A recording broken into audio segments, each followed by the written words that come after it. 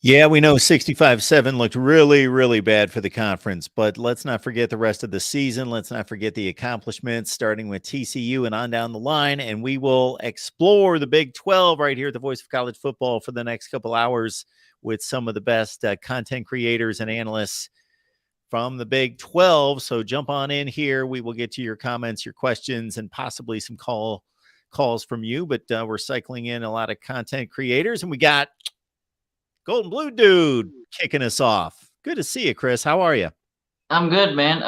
How many live shows have you done today so far? Because I know I was a part of one earlier, and I know you did one right before this. Have you done like six or seven? How many have you done? Yeah, so we did Ohio State at 11 a.m. You and I had a conversation with West Virginia AD Ren Baker. So, folks, be looking out for that, whether that be on Golden Blue Dude's channel or we're going to post that on the West Virginia channel. So, we did that. Then I had a Michigan live stream at 5, Florida State at 6, Miami at 7.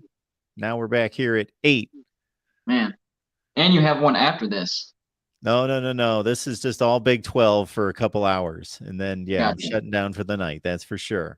I We got usually you. do Oklahoma on Wednesday. That's going to be this Friday. So Okay. I'm going to ease off the gas here for the next few days, at least based on what I'm used to doing. But let's dive in on the Big 12. You know, before we grill you on West Virginia, when you look at this conference, this is what I was saying about the Big 12 going into the season. And it pretty much proved to be true that I don't know if this conference has an elite program, an elite team. We could argue about TCU. Did the last game show us that they weren't quite up to it? Yeah, but they had a special season otherwise. But then you filter through this conference, and when you land at Iowa State as being the worst team in the conference, and they go out and they beat Iowa out of the Big Ten, and they play pretty well against just about everyone. It was a deep conference, and the Kansas story was fun to watch. I know you didn't like the overtime Yeah, loss by we two kicked it off. touchdowns. You know who loses by two scores in overtime? That never happens. That But only happens in West Virginia. West Virginia figured out a way to do that. Yeah. But the Kansas story was fun, and they almost beat Arkansas. They played one of the great bowl games of the bowl season, 55-53. So there were some really good stories in there. I like what Joey McGuire did at Texas Tech. They had a nice season. They knocked off Ole Miss from the SEC easily in the Texas Bowl. And, of course, TCU knocking off Michigan. And to cap off what they were able to do, Kansas State was a nice team to watch throughout the season. You know, where are you on the Big 12?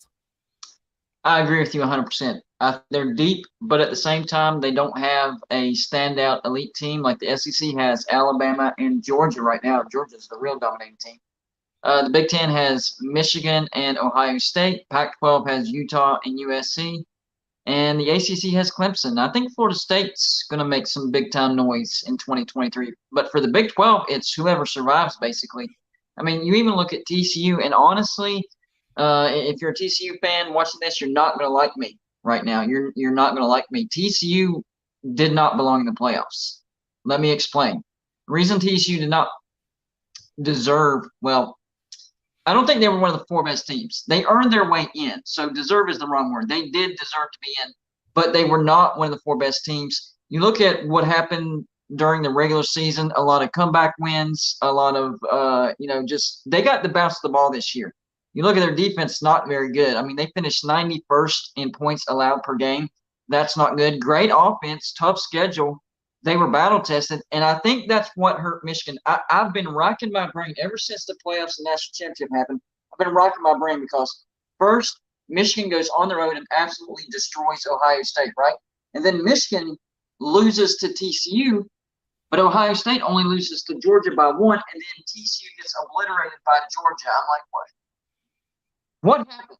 I think what happened was TCU was battle tested. They were used to having to, battle from behind, beat teams that they probably shouldn't have beat, and they were ready for that. Michigan's schedule, I think, set them up for a fall in the first round of the playoffs because if you compare schedules, TCU was like fourth and Michigan's was 48th.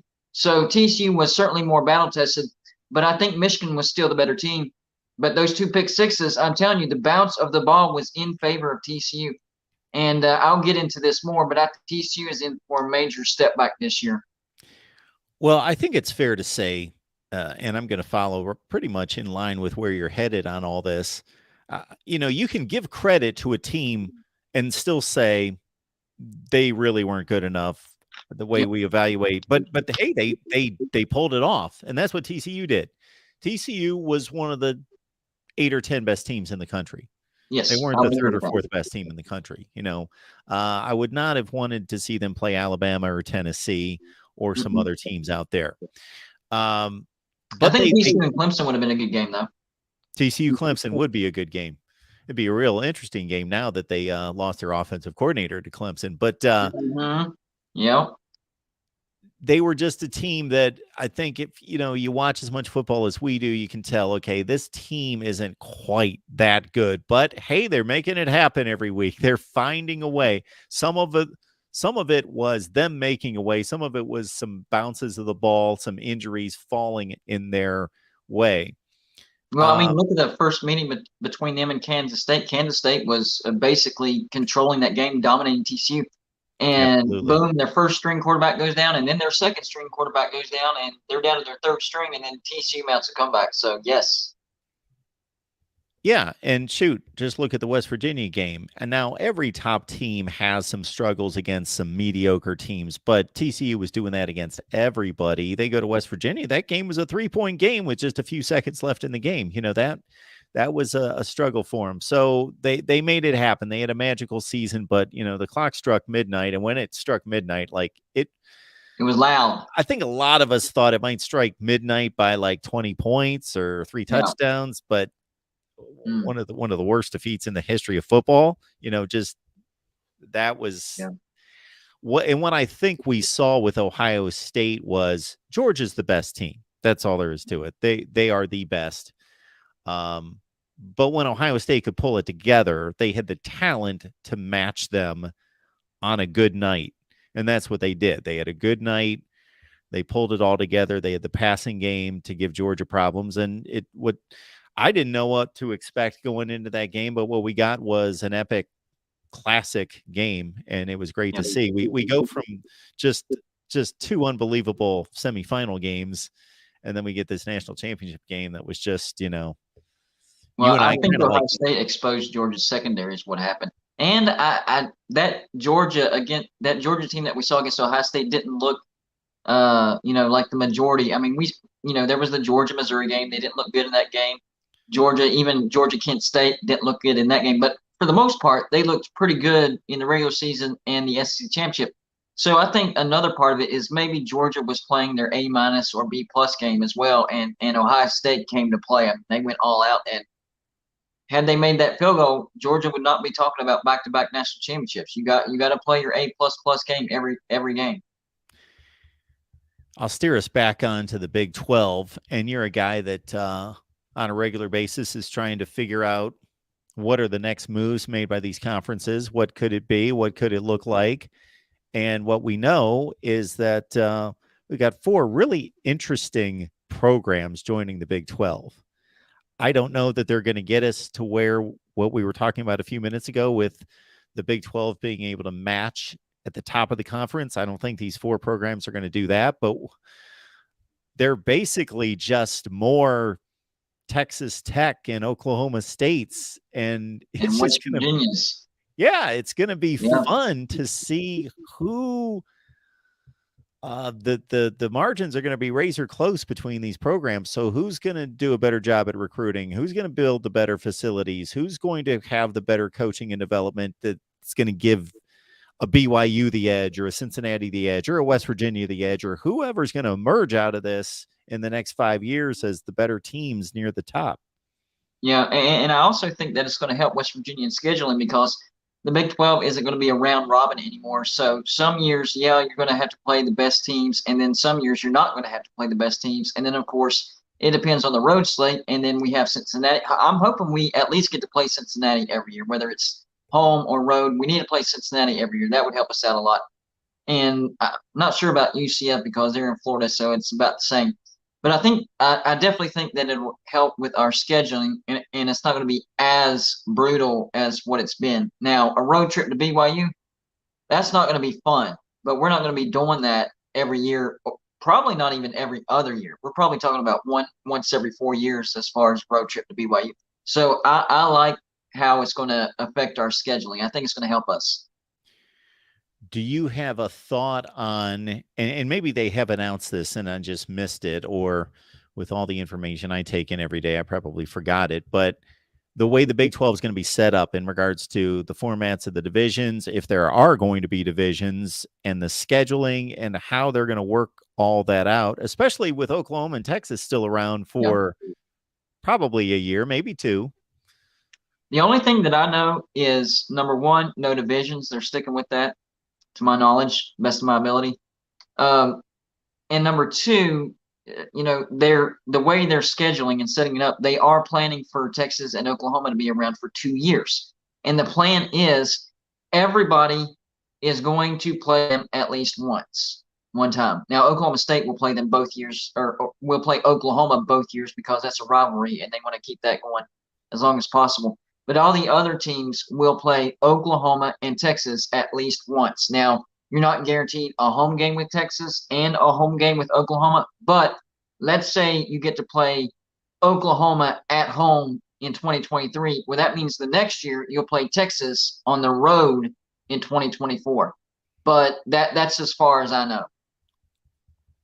I would think they wouldn't want to do anything permanent with these divisions until Oklahoma and Texas are gone. You know, they don't want to restructure it this fall and then have to restructure it in a year or two and tear it all up again, unless they can come up with some kind of a format where they just lose Texas off one division, Oklahoma off the other, and that's what it's I going to think look like everybody's going heading forward. towards no divisions, anyways. Yeah. The Pac-12 did away with it.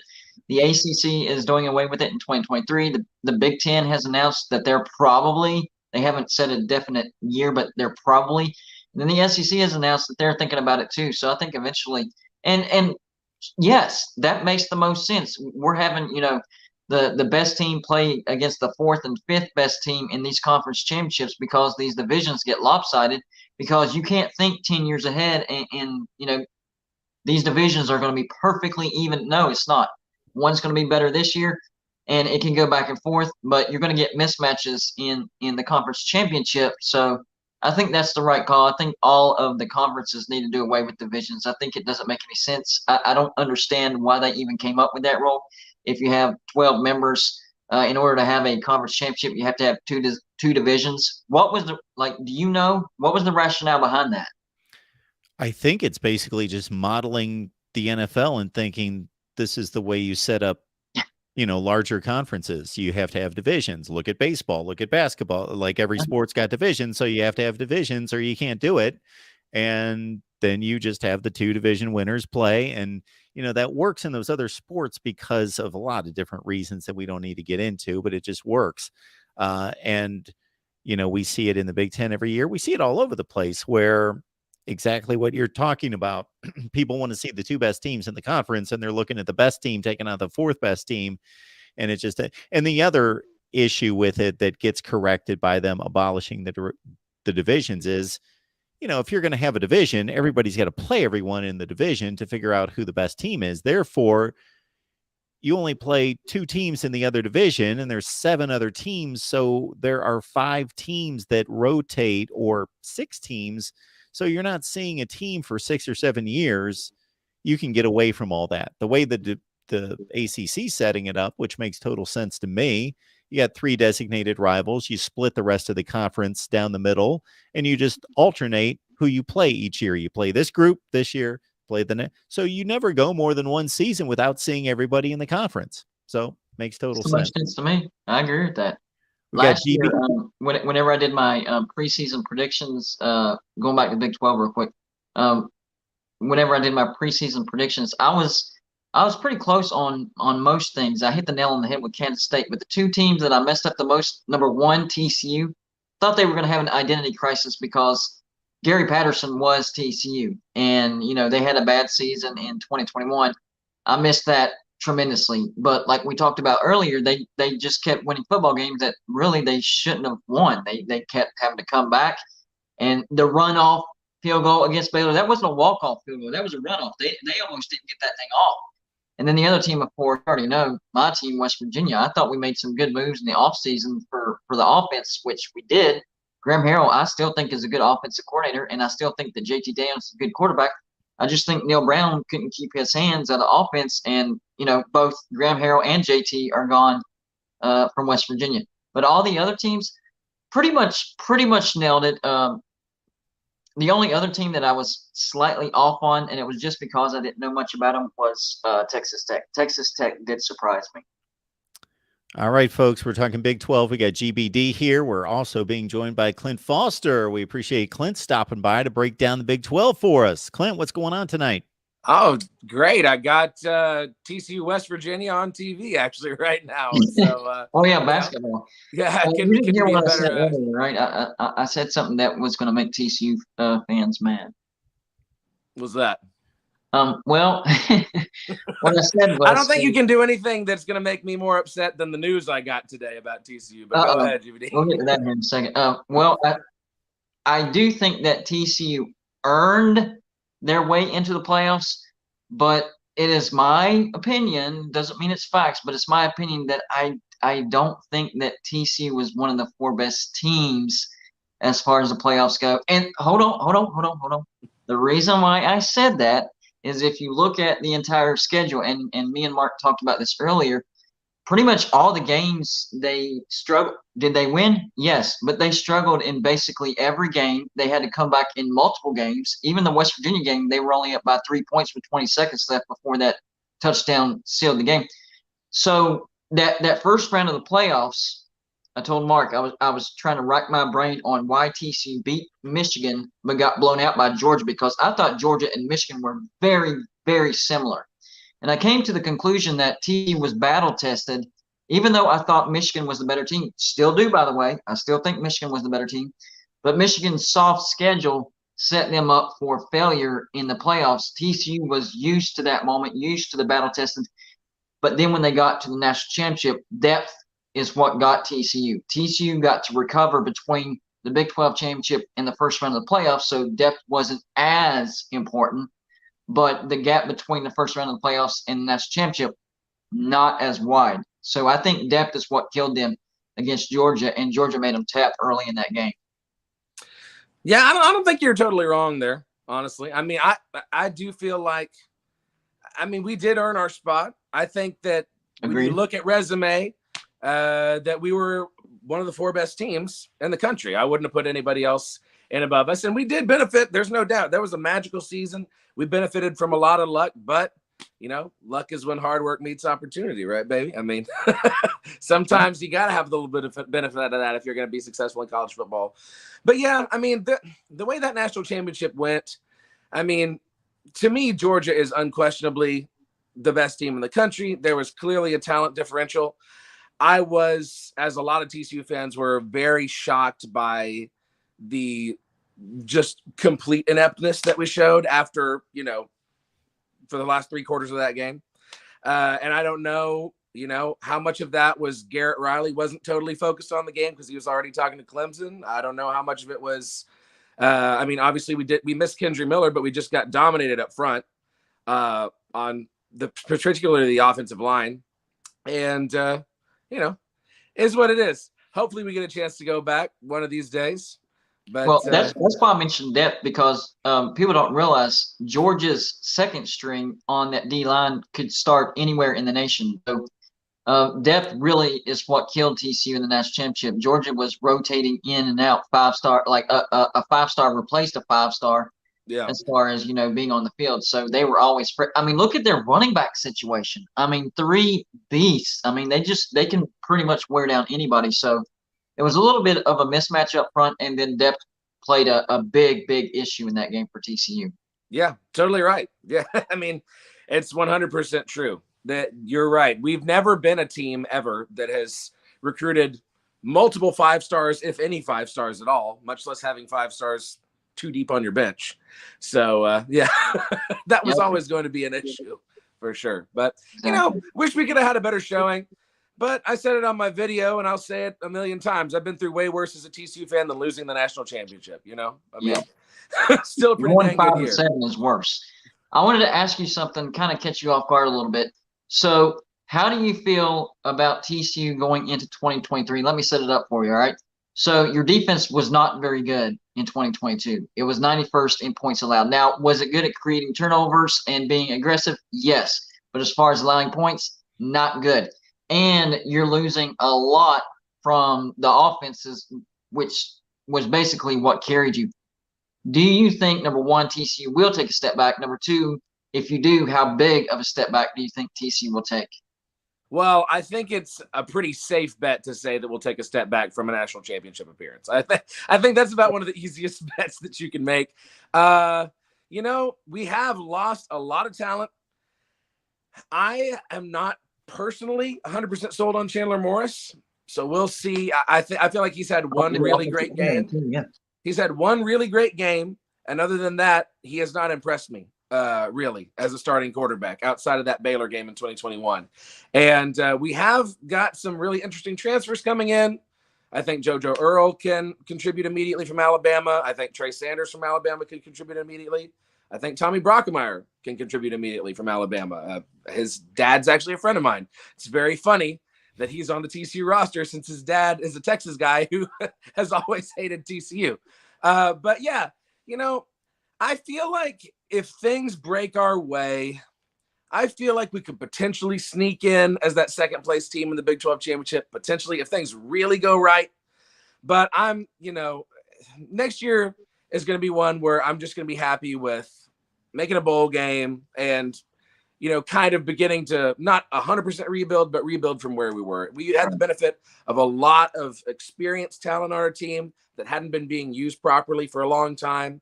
And, you don't just turn around and replace that unless you are an Alabama or a Georgia or an Ohio State, Right. And on top of that, the scheduling, usually you don't know the dates of who you're going to play, but you look at last year's schedule and you just flip it. Oh, we had home with them last year, so we'll have them on the road this year and vice versa. Now with adding, BYU, Houston, UCF, and Cincinnati, all of us Big 12 fans, we're sitting on pins and needles to see if we got screwed or if it's going to be favorable for us. So that's going to be a completely different element from year to year.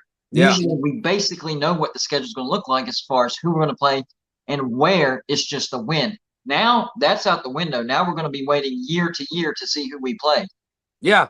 I cannot wait to see what the schedule looks like because you're totally right, GBD. It's like, who the heck knows? I mean, you're not going to play everybody in the conference, right? But how is that? Is it going to be divisions? Is it going to be pods? Are you going to be having a really, really rough road schedule? For the past several years, we always played both the Oklahoma teams on the road every other year. That was never very fun for us. So like I was telling GBD before, I don't think that the Big 12 is going to do anything to where once Oklahoma and Texas leave, they're going to have to tear it all up again. They don't want to do something for one season or two seasons, and then they got to tear it all up again.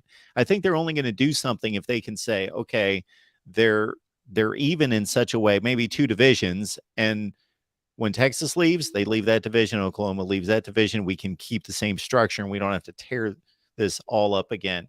Let me ask you this, Clint, because GBD focused on asking about TCU for 2023. I'm going to ask for even longer term because of what we saw this year. And because TCU is located in Dallas, it's almost hey now, Fort Worth. Okay, sorry, Dallas, Fort Worth. It's more Fort Worth than Dallas. No, yeah, Fort got to Worth give people. them equal time. Yeah. Got to give them equal time. My bad. So Dallas, Fort Worth. TCU is located in Dallas, Fort Worth. I liken it to Atlanta, Houston in terms of just being an NFL factory of high schools. In Dallas. So there's potential to, and from what I understand from some of my TCU sources, a lot of good things going on in regards to facilities, a lot of money coming into the program because of the success. Sonny Dykes is, I don't want to call him a wild card. That wouldn't be correct, but you got to go way back to find a coach who basically had never proven anything, at least in the Power 5 ranks. And then suddenly, boom, it's onto a national championship game, like maybe Gene Chizik at Auburn. So, do you think this is sustainable? Maybe not making national title appearances every other year, but sustainable as a top 10 or 15 program in the country long term? Here's the thing. Me and a lot of other TCU fans that I run around with and have talked to for a long time have said there's no reason we can't be a Miami type team. There's a lot of similarities just as structurally and geographically between TCU and Miami. They're both small private schools. They're both in super, super fertile recruiting areas. And, outside of before Miami just became an overnight sensation, there wasn't a whole big giant history of success, and we've said for a long time, if we can build a fence around DFW, if we can make that kind of like if you've seen the 30 for 30 of the U, the state of Miami, where, hey, nobody who we want to come to our school leaves this area, they come to us. There's no reason why we can't be one of those blue chip, pretty consistently very successful programs. I mean, we were a very successful program. We have been under Gary Patterson. We were for 20 years, the last 4 notwithstanding. So yeah, I mean, next year, no, we're not gonna, I don't think, set the world on fire next year, but I think absolutely there's no reason why we shouldn't expect to be competitive with the amount of money that the school does have available to it, with the recruits that are in the immediate area. And yeah, with the success and now the foundation that Sonny Dykes has built just in year number 1. Now, hopefully this new OC doesn't completely burn all that to the ground. I think this is really, it's really hurt a lot of TCU fans, myself included, just because I don't really like the message that it sends, to women, basically across the nation. But, hoping for the best, I suppose. So, Clint, now that the national championship is in the books and the entire college football season, what can we expect to see on your YouTube channel? Well, a lot more Big 12 themed stuff. So, rejoice GBD. I'm actually working on a sketch right now. I'm writing one that's going to be very Texas focused. It's going to be like Southwest Conference themed. So the Texas schools in Arkansas. But yeah, the off season is a good time for me to catch up on other representation, other teams, because I typically, I've had people in the past ask me like, "Oh, you should do TCU fans for basketball or baseball." I'm like, bro, that is too many games. That is a lot. It's a lot of work. To do a preview and then post game after every bet. It's not like one game a week. There's like 2 or 3 games a week. It's almost impossible to do. Yeah, exactly. So I'm like, maybe not, but I'll be doing a lot more Big 12 content for sure. So I'm going to ask both of you this question, as we're in this interesting place we've kind of been talking about, where Oklahoma and Texas are still hanging around, but then you bring on the 4 new schools, and I think that's totally cool. I love that. I didn't want the clean break. I didn't want OU and Texas to leave at the same time that the other 4 joined and have it be a clean break. I wanted the awkwardness of Oklahoma and Texas still being around, and the new 4 have to play them, because hey, if nothing else, just to catch a good football game on a Saturday afternoon.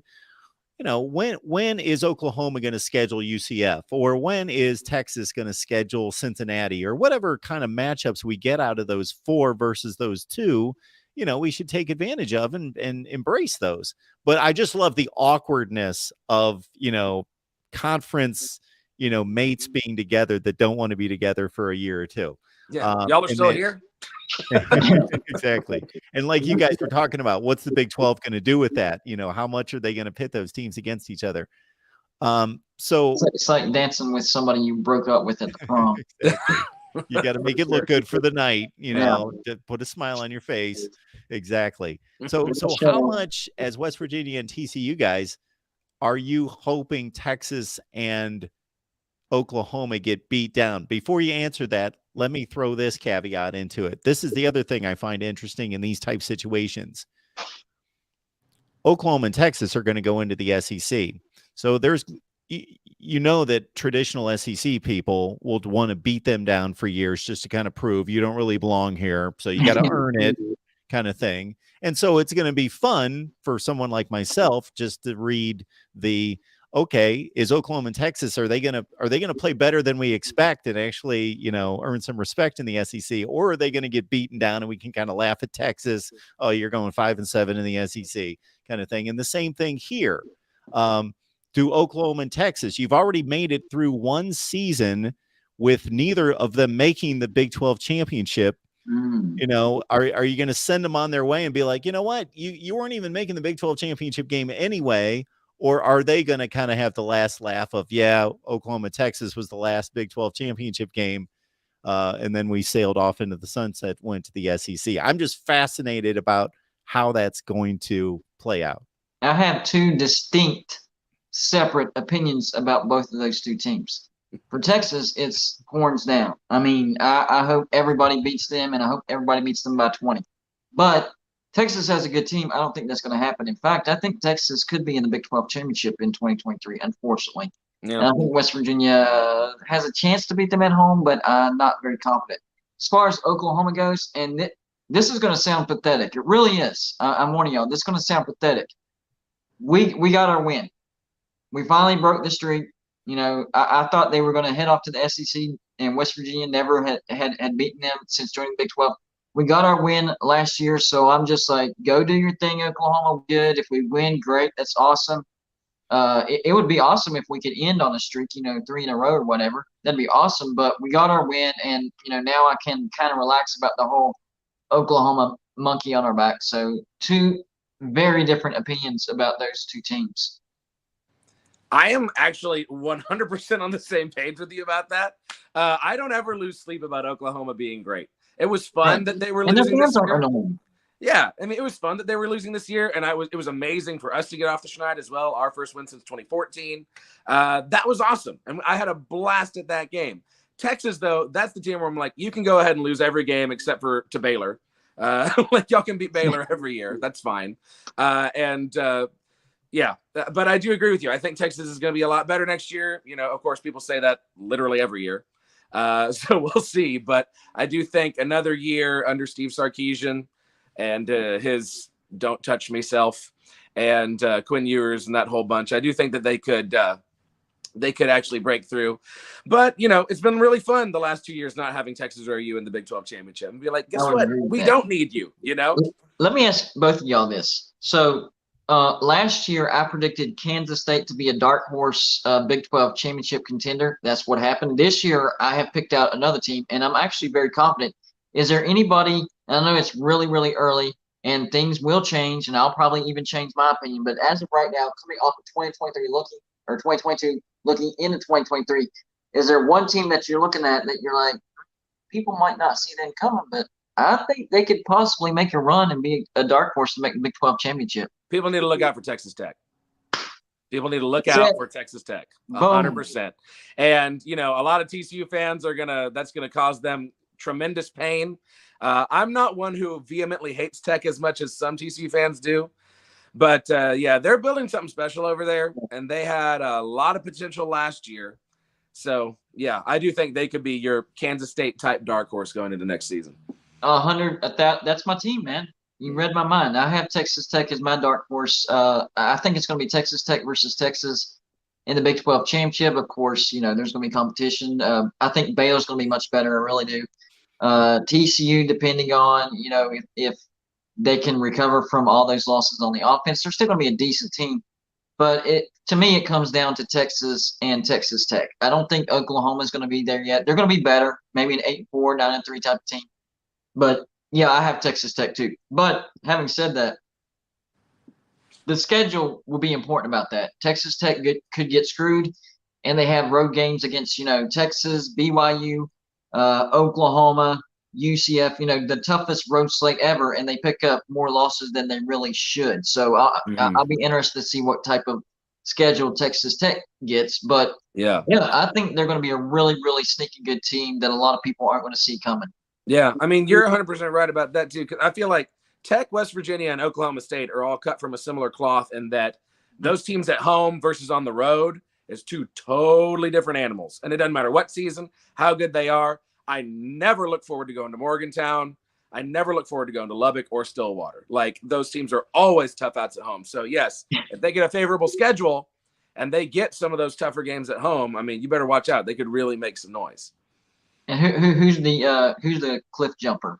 Who's going to drop? Well, I mean, compared to undefeated regular season national championship, it's us. I mean, Okay. we'll still be bowl eligible. Anybody else? Let me see.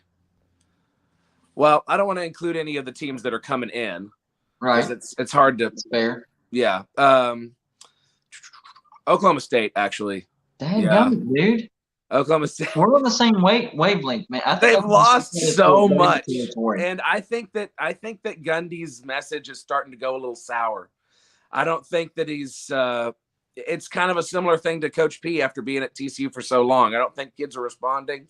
Obviously, why else would you have all of your top players transfer out after a year where it was literally just injuries that kept them out of the top echelon of the conference? Yep.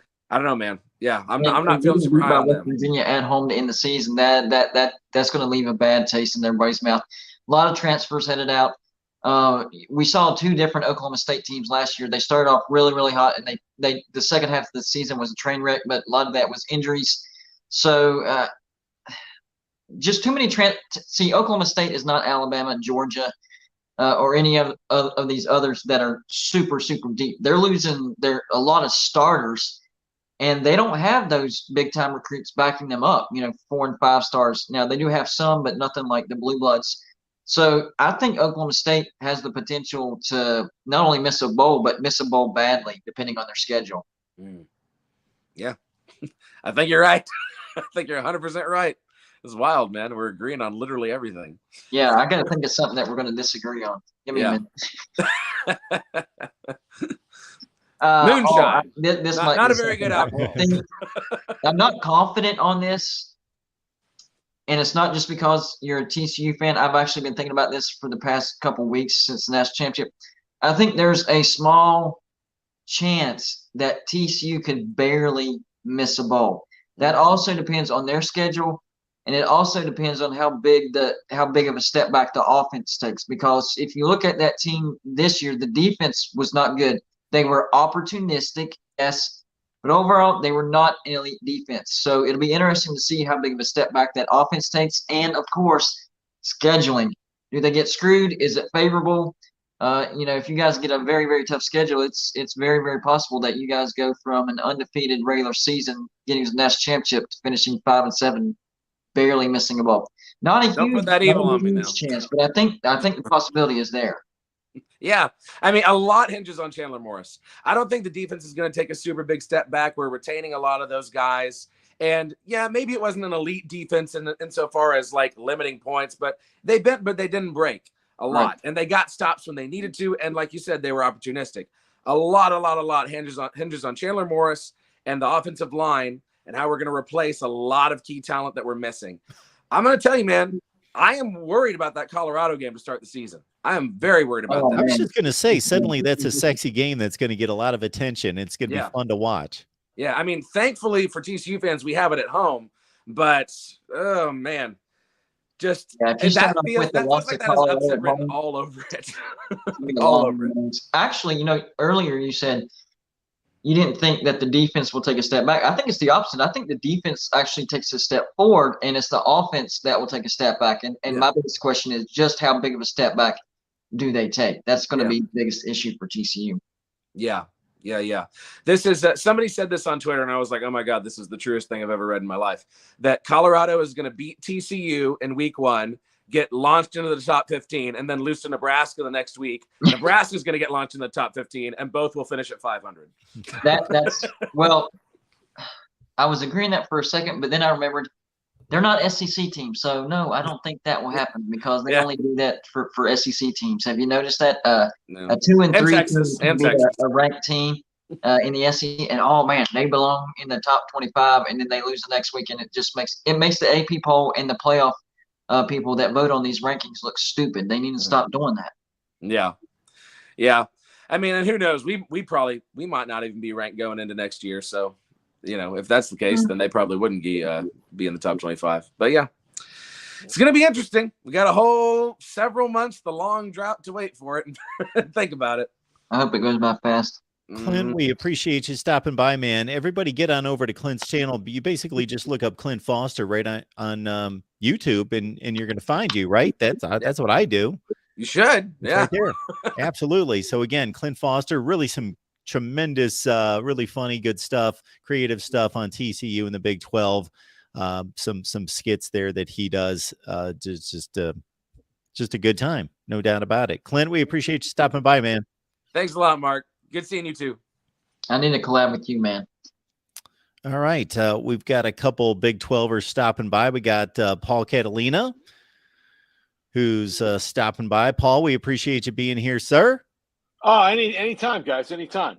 Happy Absolutely. to do it. You can catch Paul's work, of course, on 365 Sports right here on YouTube. And David Smoke stopping by. We believe David's in the car. David, how you doing tonight? Yeah, I'm this is dangerous, but I love it. This is what we do, right? No. Yeah, Don't tell us that. We want to make sure you're safe I'm good. there, Smokey. Hold on, let me wipe. This is so professional. Hold on just a second. Let me yeah, it's gonna be a little bit dark because I'm in the car on my way across town, but great to be here. Expect the unexpected. Well, let's tee it up this way for you first, Smokey, and then we'll go to Paul. Just in regards to, this is us just cutting up the Big 12, slicing it up just for a few hours here. So this is just nothing but deep dive on the Big 12. And we saw the conference play pretty well in the regular season, non-conference. In September, the conference went out there and played pretty well, acquitted itself pretty well. Come bowl play, 2 wins. Ole Miss, that Texas Bowl win against Ole Miss by Texas Tech was mighty impressive. And, of course, the college football semifinal win against Michigan. But otherwise, a downer for the Big 12 during postseason play. David, how much do you take from what we saw during the postseason, and how good do you think this conference is? Well, we had somebody play for the first time ever in the national championship game since the start of the college football playoffs. So that's worth like maybe more than just one win against Michigan. It's worth maybe a couple of different notches. Obviously, the bowl game record. I remember, and to set this up, I remember when Texas beat Georgia, like in 2019, in the Sugar Bowl, and all you heard was that Georgia was disappointed because they weren't playing in the playoffs, and that they no-showed. And I think that's crap. And I'm not saying that some teams aren't more, that word I use or phrase, full throttle than others, or maybe more geek. The bowl games mean more. You're playing. You're in a uniform. You're on scholarship. And I hated that excuse by Georgia, even though anytime Texas wins, okay. But the thing that is so weird now is the opt-outs and those who are already, either being tampered with or are themselves flirting with other particular programs, even while they might be practicing, if they haven't opted out for a bowl game. It's weird. And that's why the expansion of the college football playoff might prevent that, at least for another 10 teams, not just 4, but maybe 12. So I'm not one of those that when the conference I cover is 8-1, man, they're good, or if they're 2-6, it doesn't matter. I just really don't know how to measure bowl games. I don't. It was a great win for Air Force, and they were better, and good for them. Baylor's a mess, and they'd been a mess for a month.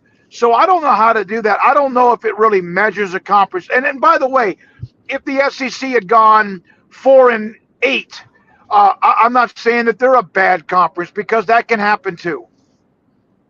Yeah, that's a great point right there, because that reminded me last year whenever the SEC had a terrible bowl record, all the SEC fans were saying that those bowls didn't matter. It was, we had 2 teams in the national championship, and that's all that matters. And then this year they do way better, and they go back to, look how good we did in bowls. So with the SEC, it's Right. just flavor of the week type of thing. But with the Big 12, they definitely last year. Nobody talked about the Big 12 having a great bowl record, but this year apparently we're the worst conference ever because of our bowl record. So that really tells you, the type of treatment that the SEC gets versus what the Big 12 gets.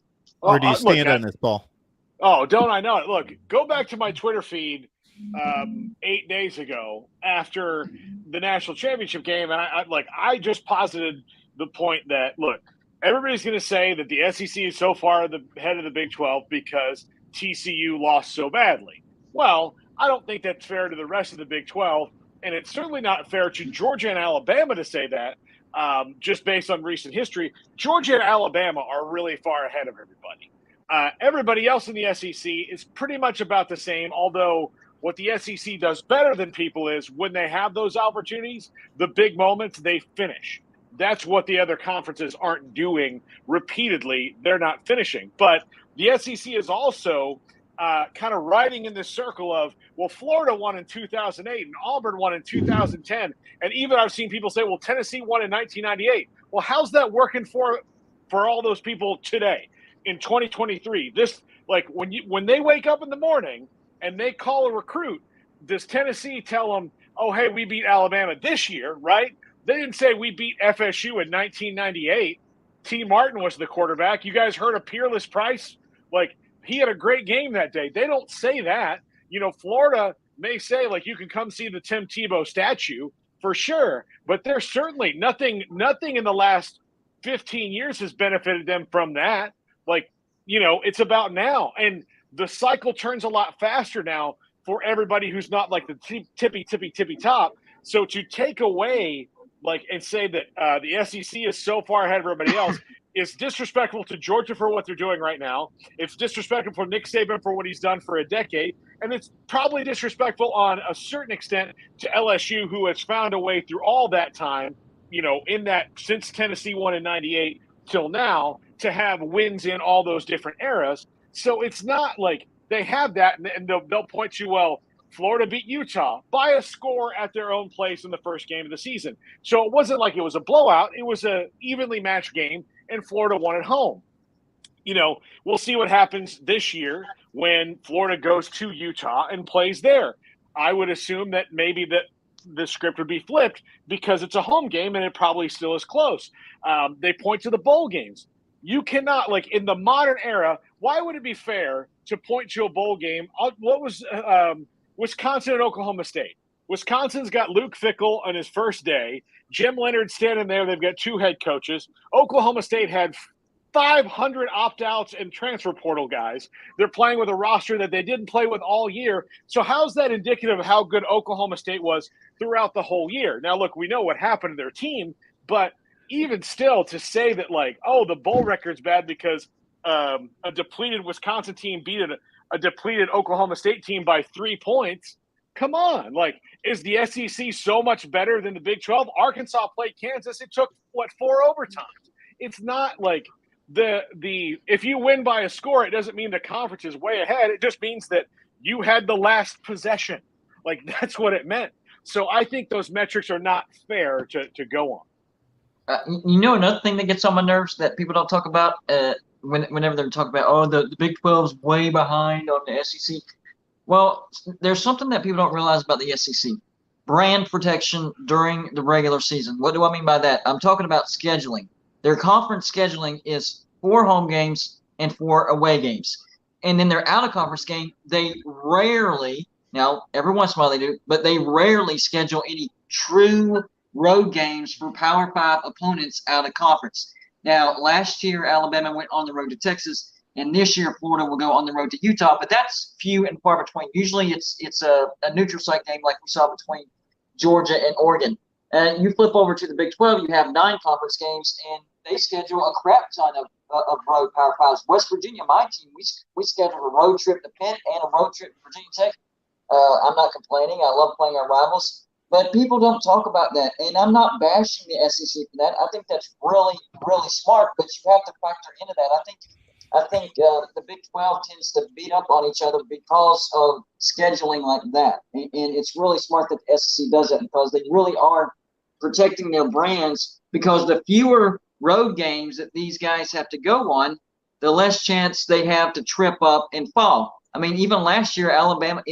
I know Alabama beat Texas by 1, but isn't it strange that's the year that they picked up 2 road losses, LSU, Tennessee, and missed the playoffs? I'm telling you, they are trying to protect their brands over there and limit as many pitfalls as possible. Well, one thing that is true, though, is what Paul said allows them to do that because Alabama smoke Kansas State in a game that's the Sugar Bowl, like Baylor had beaten Ole Miss last year, or Georgia hammered TCU. And yeah, they were fortunate to get through Ohio State. They can do that because one of the things that is very much in play is the SEC, and Paul, you and I, we've talked about this forever, is that the way that the top 25 is set up at the start of the year is a bubble. There's certain teams that just bounce around. And an unranked team, let's just say Missouri, was to beat Florida, who's ranked 15th. Missouri moves into 22, Florida drops to 20. And then Florida might lose the next week, but they had beaten it. It's part of, and it's not a conspiracy. It's really just been going on a long time. The SEC has a great media campaign. The Big 12 with your mark needs to have that.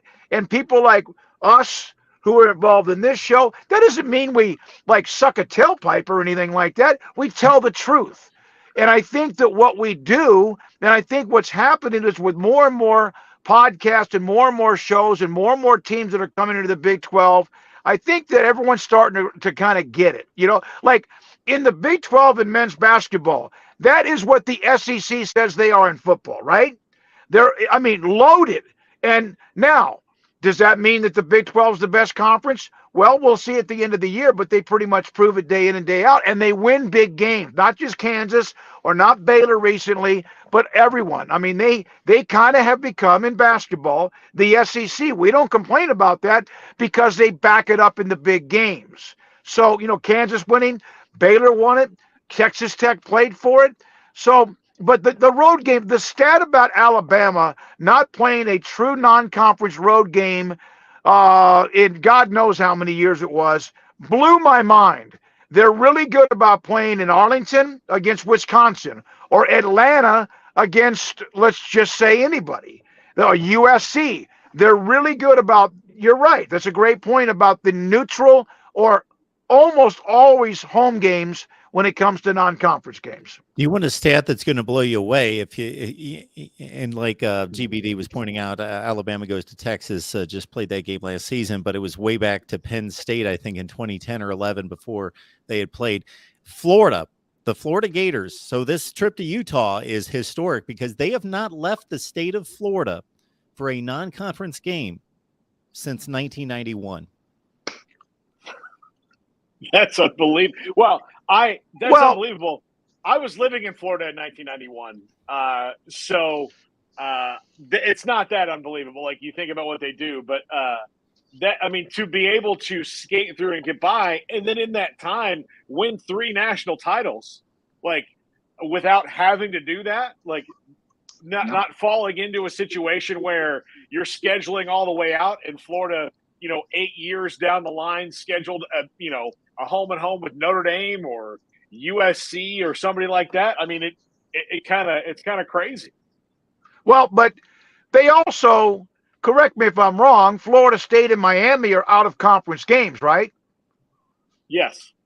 So, and they don't play them every year because they eventually started trying to dodge Miami. Well, but when you play, Mark, but when you play, Steve, if you want me to, when you play Florida State, and Miami in non-conference, you have, that's pretty damn good, guys. And I don't care how much either one of them has been in the abyss for the last 15 years, and Florida State's coming out of it and really a top 10 team right now.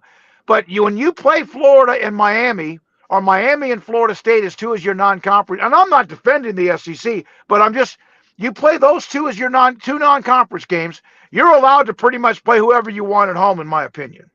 Yeah, but they also, and it's great, but brilliantly, their best rival outside the state of Florida is Georgia, and they play that game in Florida, in Jacksonville. Yeah, yeah. There you go. That's pretty. Look, it's almost like you saying that, like, and you've had all that since 2008, and now their fans should be even madder that they're not winning, and the fact that they only get on a plane to play games in the SEC. Yeah, absolutely. And I do think in the point about Alabama's 2 losses were road games at LSU and Tennessee. Now, I'll bet, but the fact that both of them were on the last play of the game, I would think, I would think that no matter as good as Nick Saban and Alabama have been since 2008 or nine's when they won their first national title, why should they care whether they're on the road against anybody? They're probably going to win. And there's nothing wrong with being tested like they were against what was an above average Texas, not a great team, not a good team, but an average to above average Texas team. That right there, yeah, it's just hard. It's no difference than road games in the conference. You might have somebody like right now in basketball, and I know I think we're live, right? But right now, I just happened to glance that West Virginia was beating the living tar out of TCU a minute ago in men's basketball. It's hard. Conference games are hard. Conference games in a road are hard. And so, yeah, the Alabama would go that long without wanting to be tested other than in a bowl game maybe, like a road game, and that's even a neutral site. That's hard to imagine. At least they were playing Penn State. At least they do play somebody who's kind of a blue blood alpha dog most every year in a non-conference, whether it's neutral or at home. And everybody in the Big 12 has been ramping up. They're like Baylor. They were the worst when it came to non-conference games. Talk about playing nobody. They didn't play anybody. And at least now they're starting to play Oregon, Utah, Auburn, Brigham Young. They're getting into that mode where they're playing those teams, thank God, because everybody should.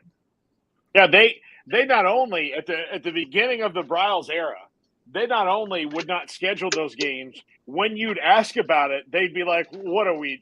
We're not doing that. There's no way. There's no way. No. It was not the organizational philosophy." Right. And to be fair, and back when he took over 2008, they were horrible. They had been horrible for nearly 2 decades. And I remember one time Ian McCall basically all but telling me, we just got to get 6 wins, which, that was always like, are they? And they finally did in 2010, and then they started running the table until it all fell apart. But those 3 non-conference games for them, they needed to be at least close to gimmies. Unfortunately, one year was TCU, and they beat the hell out of Baylor. They needed those 2 or 3 non-conference games just to get to 6 wins. And, of course, eventually they didn't need those. And their schedule, again, their non-conference schedule has been awful up until really recently, the last 2 or 3 years. Yeah, my other back pocket fact to tag along with the Florida one was that Baylor had not played and still hasn't played a ranked opponent non-conference since 1997. Oh, yeah, that's not shocking either. That's not shocking. And no. a couple times it looked like down the line, like maybe that would happen. Like they scheduled Duke when they had Daniel Jones, but Daniel Jones was hurt and didn't play in that game. So Duke would have been 23rd at best had they done that. And Duke came in here and whooped them without him. But like Duke was that, like they just, they had, look, Liberty beat them before they were beating everybody else. Matt Rule's first year. Yep. But Liberty wasn't ranked at the time. They just were kind of an upstart. So, but guys, Baylor, I was just going to say, just give me 1 second to play traffic cop here. GBD, appreciate you being here. Thank you so much. Golden Blue Dude, everybody catch his YouTube channel breaking down West Virginia and college football across the map. GBD, you're always welcome. We appreciate you being here. It was fun talking to everybody. Good to meet everybody and talk to everybody. By the way, on the way out, I got a question for everybody. With the Big 12, after Oklahoma and Texas leave and they're at 12 teams, do you think that the Big 12 goes to scheduling kind of like the SEC and they go to 8 conference games and 4 out-of-conference games? That was my out of the building question that I want to ask. No.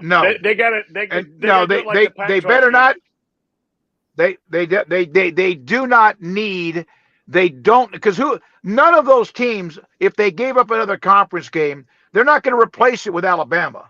No one, even those who have played pretty good non-conference schedules. No, they don't need to do that. If they do that, I would be furious because they need to play. They need to even add another game. Play 10 conference games. Do something, but you cannot go backwards on the number of conference games. And the SEC is actually truly about time contemplating if they should not add another conference game. Whether they do or not remains to be seen. Exactly right. All right. Appreciate it, guys. Thanks, DBD. All right. You too. Yeah. These conferences are becoming too large, and if you're not adding conference games, then you don't see half the conference every year, and it's just No. ridiculous and Yeah. illegitimizes the championship.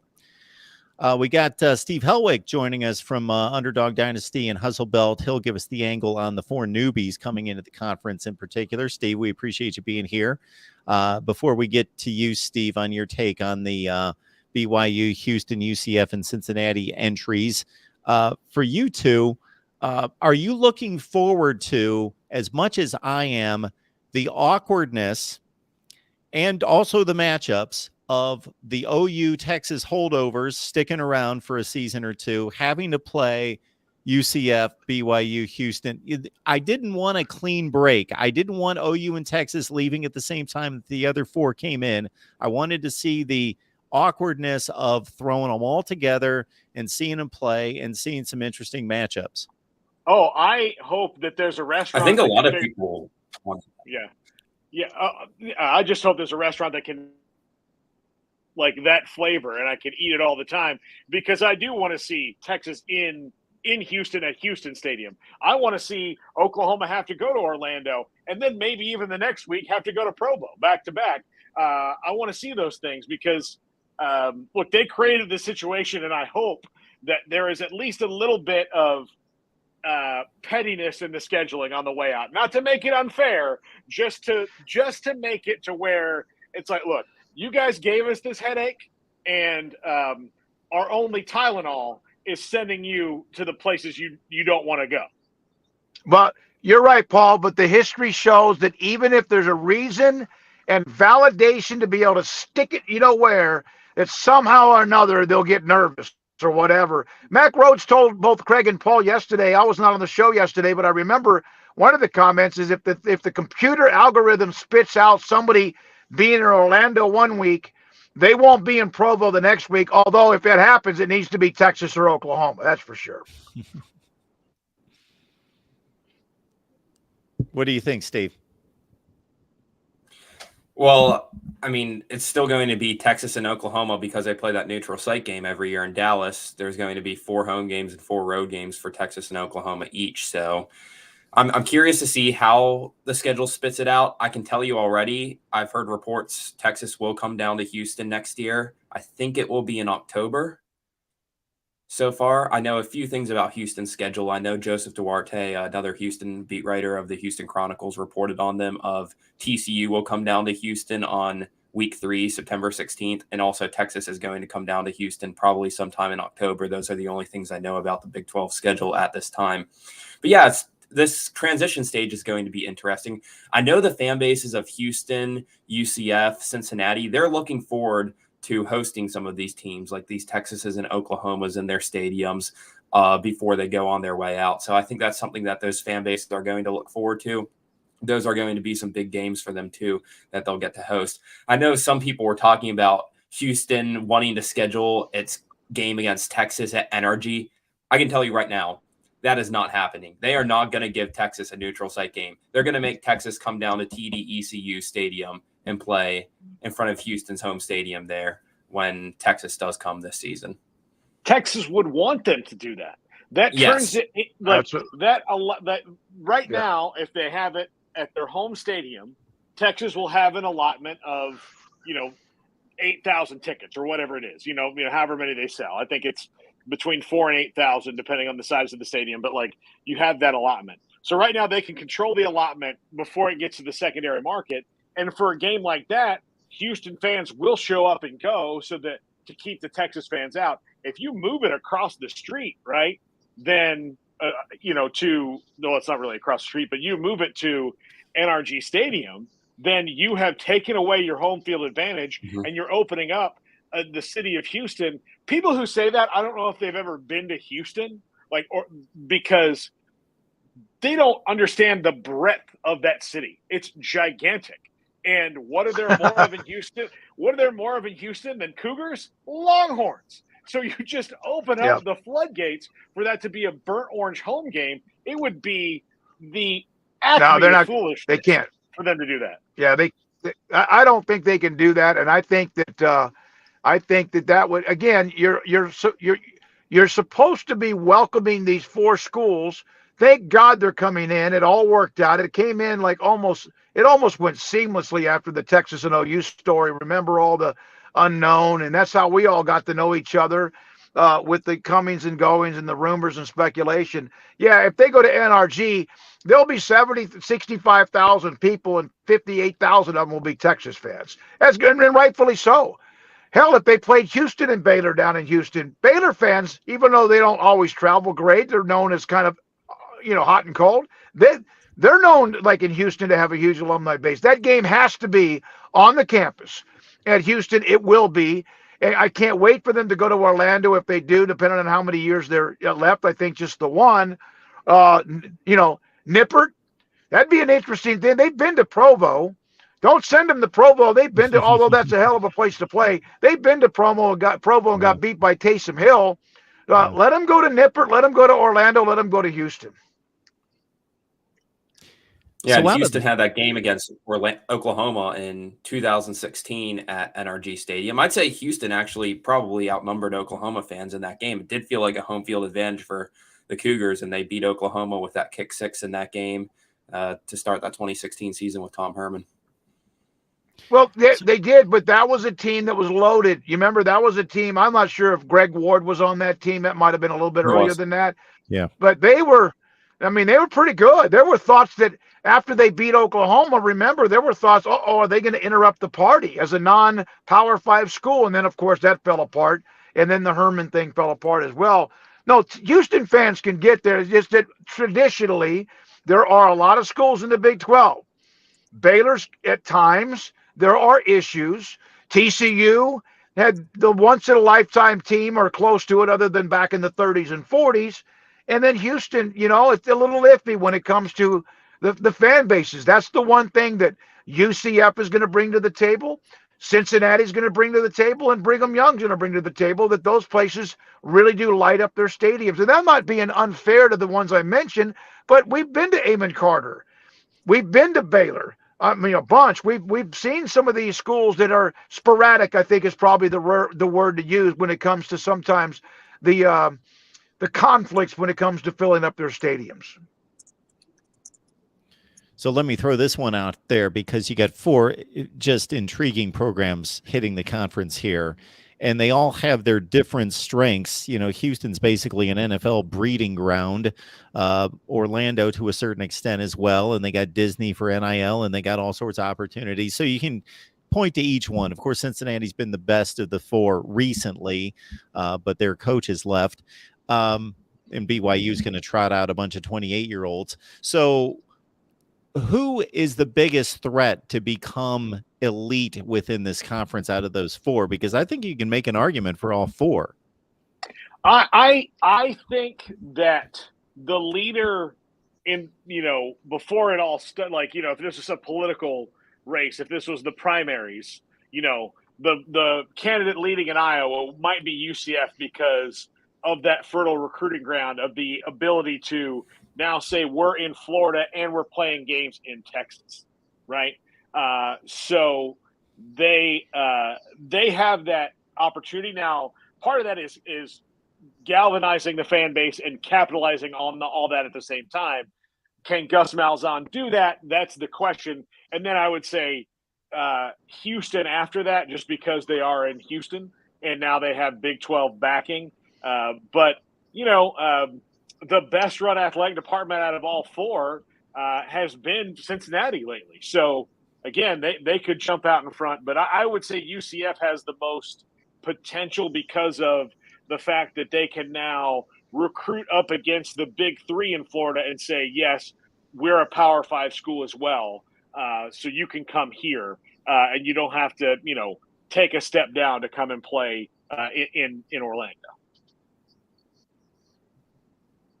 I think that, the UCF thing is intriguing. Incredible fan base. The fertile grounds of Florida, which is, Texas, Ohio, Pennsylvania, California. You hear about that, Louisiana. But Florida, I mean, they're just dripping with talent everywhere you go around that peninsula. Brigham Young's been there. They really are. I referred to them the other day as a Power 5 school, and Paul and Craig had to remind me they're not. Yeah, they are. They really are. I mean, I know the conference they've been a part of. Brigham Young's been playing pretty much big boy football for a long, long time. So this won't, that they had a down year, but so did Baylor. So, but I mean, they're already kind of set for that situation. Houston still kind of befuddles me on that. I don't know. I don't know. And I hate it for Cincinnati that Luke Fickell's leaving. I hate it for the Big 12 that Luke Fickell's leaving. That doesn't mean they won't be good. But, man, I was looking forward to Cincinnati with Luke Fickell for at least a little bit, but that's gone. That's kind of a little bit of a hit. UCF, big school, huge fan base, crazy fan base, locked in fan base. And they're in the state of Florida. And I don't know how many players from Texas are on their roster, but like this week alone in East Texas, where I lived for 30 years, and football there is great. Football, even where we are in Central Texas, is great. We know Houston and Dallas, etc. This week alone in Texas, Ohio State, Alabama, teams like that, LSU, all of them were in East Texas, where there's a lot of smaller schools, but a lot of great speed. All of those schools.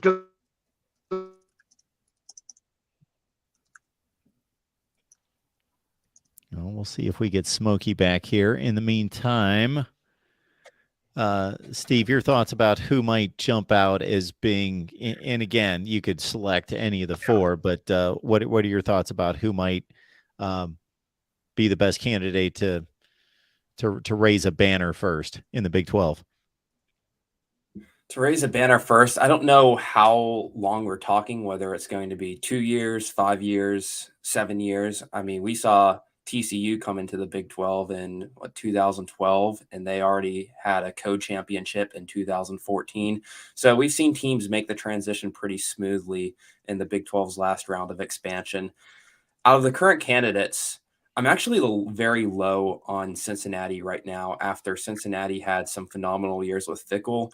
That's just because this program, they've lost ADs, they've lost Luke Fickell, coaching staff recently. And I already was a little shaken about the way that the roster had been developing this past season. And they've taken huge hits in the transfer portal. Many guys have already gone to Wisconsin. Of course, they're getting some Louisville guys in return. But I don't know if Cincinnati has that next quarterback, a Desmond Ridder, to guide the program through this. I don't know if they have all that NFL caliber talent that they had on defense in the 2021 playoff team when they had 6 defenders drafted, 9 overall players drafted, which was 3rd among all colleges. So I'm not sure if Cincinnati's there right now. I'm going to have to watch how the 2023 season plays out before I am higher on the Bearcats. UCF is one that intrigues me the most, I think.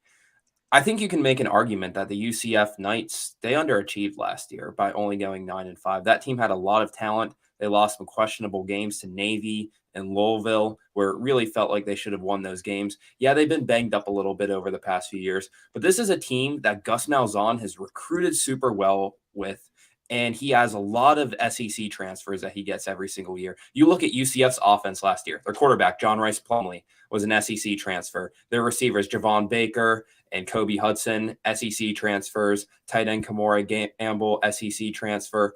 Just you look across the roster, and he has nailed this transfer portal. And I think as long as Gus Malzahn's at the helm, I think he'll continue to recruit and gain transfers pretty well. Yeah, UCF has had a rough outgoing class this offseason, but I think they've got a good haul in return.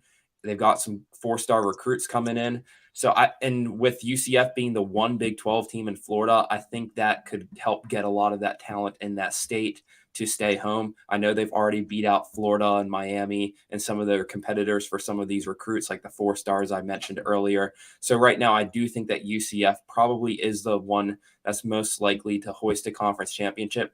But I do think that a lot of people do sleep on BYU. BYU, I mean, this is a team that they're used to kind of going through a gauntlet of something that's similar to a Big 12 schedule. You look how they start their seasons. Some of the past few seasons, they've gone through 4 or 5 Big 12 caliber teams in a row to start the year. We saw them beat Baylor in that double overtime game earlier this year, play a few Pac-12 teams. So I do think that BYU could also be in the running there. Houston, Dana Holgerson's been pretty blunt and honest about this. He has said that Houston's not ready for Big 12 from a facilities perspective yet, and he also thinks that the recruiting needs to get there. And I think that's very clear on the defensive side as they transition into this new era of the Big 12, that Houston doesn't have a Big 12 caliber defense yet. They're going to need to work on that. And offensively, you're going to have to replace Clayton Tune and Tank Dell. So I think it's going to be a few years before Houston can get back up to that point where it was. But overall, I do think that BYU and UCF are in the best shape immediately. So I would say those two are the two most likely to hoist a banner first. It's funny that Dana Hogerson would take a knock on his own recruiting, especially since he's not really known for that being a strong suit of his. But Paul, what TCU did this past season, is that sustainable? Maybe not to that degree, like we're expecting them to go to championship games all the time, but does this kind of breakout season give them the opportunity to do things that weren't foreseeable before? I don't know. Like, Baylor had their best season last year they've ever had in the history of the school and didn't follow up on it, failed spectacularly this year. But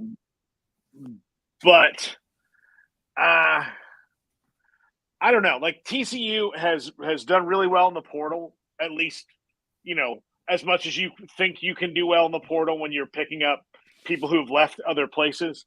They've done well on that aspect of it.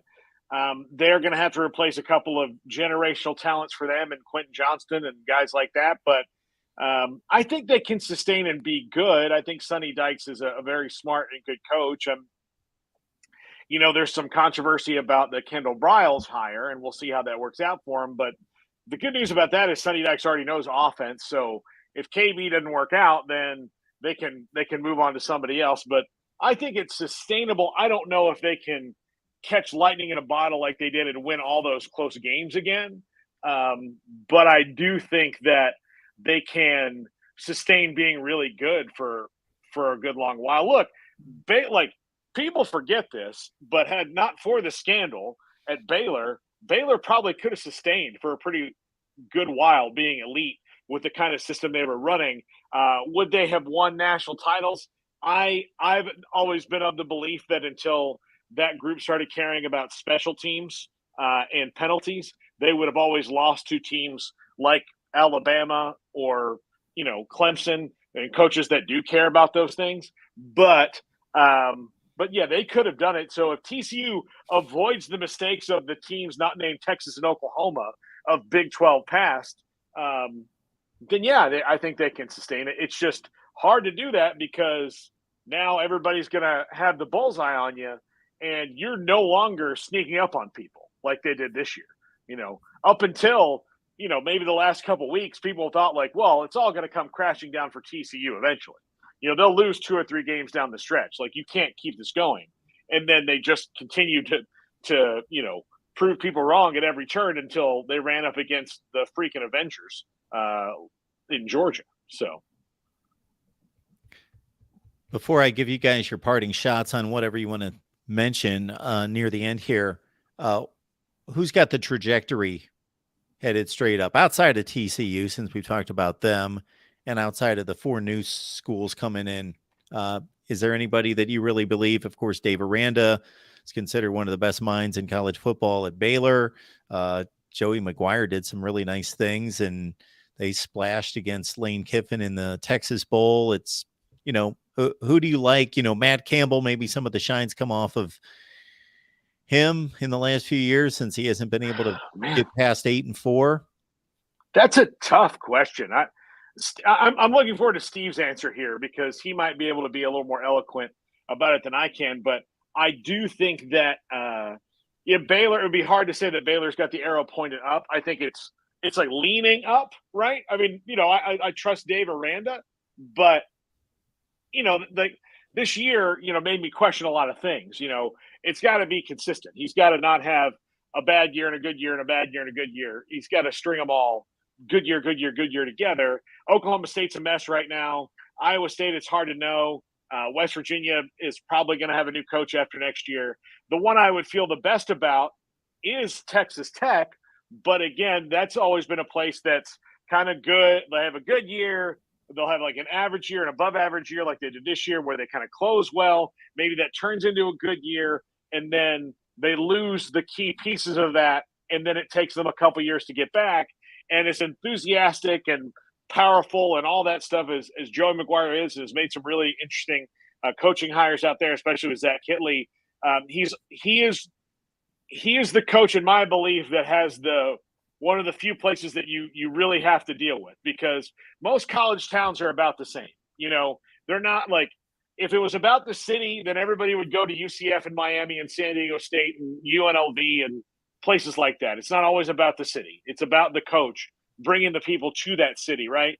But Lubbock does have the problem in that it is 6 or 7 hours away from anywhere cool. So if you were going to go play any sport in Lubbock, Texas, you were committing to being in Lubbock, Texas for at least 350 days of your life, and before you transfer.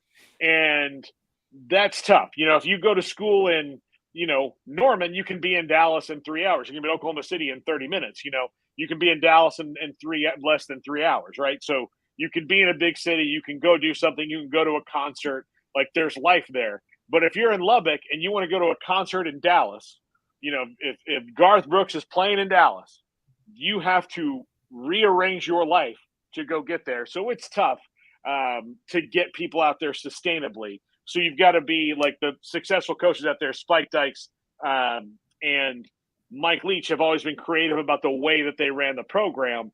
But even still, you cannot – West Texas is – I don't know if you guys have ever been there, but it is, I mean, as close to nothingness as you're ever going to be in. I mean, you just look in every direction and you literally see, like, the only way it could be more nothing if it was just black, or like, you know, like just nothing, you know, into the void. It is nothing, and it's flat, and it is tough to be in West Texas. I'd say in terms of an upward trajectory, I know they won the Big 12 this season, but they were only 10-4. I think there's still room for Kansas State to grow under Chris Kleiman. I really like Colin Klein as their offensive coordinator. Colin Klein was a great quarterback there, and it felt like every quarterback that Kansas State has had since Colin Klein is an attempt at remaking Colin Klein at quarterback. So Kansas State has a very distinct style that they have on offense. And remember, this past year, they had two quarterbacks throughout the season, Adrian Martinez and Will Howard. Both of them won at a pretty reasonable rate.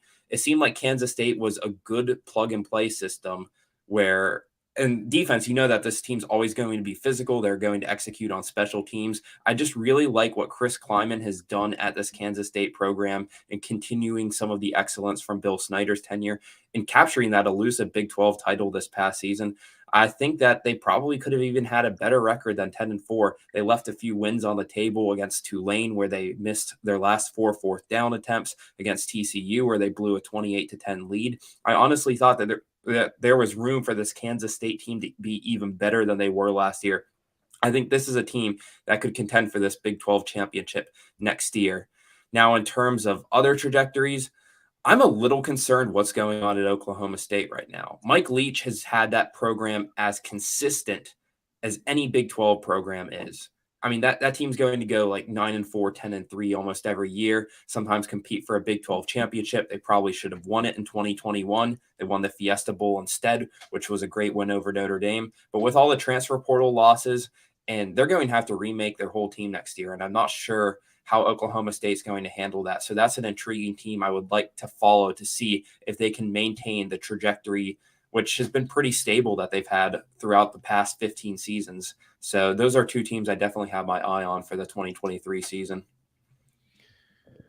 Paul, we appreciate you stopping by, man. It was great to hear from you. Good to see you. Thank you so much for the insight. Let people know where the best place to find you and your work is. Right there, you can see it on the screen at Paul Catalina at 365 Sports YT on YouTube. If you're in the Waco area, I'll be doing improv comedy at Bear Arm Brewing this week. I don't know if that's going to help anybody, help that show sell any tickets, but you know, they asked me to promote it wherever I was this week, so I'm going to. Let's see, where else can you find my work? I've got a new podcast launching soon from a kind of a partner network of ours, which will be pretty interesting. Just did the first one the other day. It's called A Walk Through Your Pain. That is going to be, I'm going to talk to my friends. I'm going to talk to some other comedians. I'm going to talk to some, sports figures, people I can get about their most painful experience as a sports fan, loss and all that. And we're going to have fun talking about it as they work through to maybe the joy they've had or the pain they can still continue to have. The first episode's a buddy of mine who's a Ken Griffey Jr. fan, and the story of how he did not get to see Ken Griffey Jr. play baseball is so delicious and awful. Not for him, for me, it's delicious and wonderful, but for him, it's so awful, but it's hilarious. So I'll be doing that soon, and I'll let everybody know how they can get that. You'll see it on my Twitter when it comes up here in a couple weeks. I will have to check that out because I'm a guy that took his son to 3 of Ken Griffey Jr.'s last games because he loved Ken Griffey Jr. And this was 2010 or 11 was his last season. Look, I can tell you, I specifically, because of the podcast, know the date. June 2nd, 2010 was the day he announced. Well, that's the day he filed his retirement paperwork. He actually didn't tell the Mariners until June 5th, and the Mariners didn't announce it until that day. And they were supposed to come and play the Rangers on June 8th, and that's when Zach was going. Okay. Oh, I gotcha. So yeah, I'm jumping the gun a little bit on it being the final days of his career because I had forgotten briefly that until you outlined that Griffey was hitting like $160 and actually limped through about 3 months of the season before he's like, okay, I'm out of here mid-season. We actually went to the final games of the previous season in Cleveland with the Mariners in town and went Friday, Saturday, Sunday, just so I could get my son in the stadium seeing. And Ken Griffey Jr. hit a home run for him. So, hey, he was ecstatic about that. Good stuff. Steve, what do you have going? At S_Hellwick is my Twitter. Also trying to develop a YouTube if I can ever have time to make videos in between writing and work and all of that. But that would just be Shellwick is my YouTube. I tried to do a bowl recap for the first day of bowl games, and then I got a little overloaded with my writing after that. But for anyone who wants to follow Houston's transition to the Big 12, I'll be covering the Houston Cougars and just any 131. Actually, it's going to be 133 teams next year. Welcome Jacksonville State and Sam Houston. I follow them all, talk about them all. So any college football, I'm all a fan of. And I'm really looking forward to the schedule drop this week. Absolutely. Yes. Steve is, I don't know how he does it. He's able to follow every team in college football. We lean on him for the group of 5, but he follows everyone. And then if you follow him on Twitter, you see that he's an NBA expert as well. So he's all over the NBA, loves the NBA. And then I caught a video a few weeks ago, Steve, of you throwing down a slam like a 180. That was impressive. That was phenomenal. Yes, I like to play basketball a lot. Yeah, I worked on 360 dunking and all that. So yeah, I've been able to get some hops up there. So yeah, I enjoy playing basketball when I do have some time away from watching and following sports. Great stuff. And Steve, kind enough to join us several times during the bowl season, during his bowl journeys of what bowl destinations he hits based on his coverage for. Again, you see it right there on the banner, Underdog Dynasty and Hustle Belt. All right, Steve, we appreciate you being here and providing your insight as always. Yeah, thanks so much for having me on. Appreciate it. All right, folks, we'll wrap it up here at the Voice of College Football. My name is Mark Rogers, if you are catching us for a first time. And we run here the Voice of College Football main channel, and we've got all sorts of channels. Most of the helmets that you see behind me are represented by team channels. We've got 25 of them, so check them out. We will be posting an interview that we did with athletic director Ren Baker of West Virginia on the West Virginia channel, so look out for that. I also just did a review on the Notre Dame schedule, and I'm going to go through schedule reviews like nothing you've seen. So we're going to go through schedule reviews of all the Power 5 teams, so please be on the lookout for that as well. We've got a Pac-12 chat show coming up. I'm actually going to take a rest, going to take a break. I won't be involved, but we've got our guys, Tim, Tony, Rick, Exploring with Ben, and others on the Pac-12 chat show coming up in just a few minutes right here on the main channel, the USC and the Oregon channels right here at the Voice of College Football. Please tell people that we are here. This is the way we thrive and succeed and are able to keep these channels going, is based on word of mouth and your contributions, your support, your help. So get the links out there on social media and just flat out tell people, hey, got to check out the Voice of College Football. Thank you so much for your support. Appreciate you being here, and we will catch you soon. And again, it's the Pac-12 Chat Show up next right here at the Voice of College Football.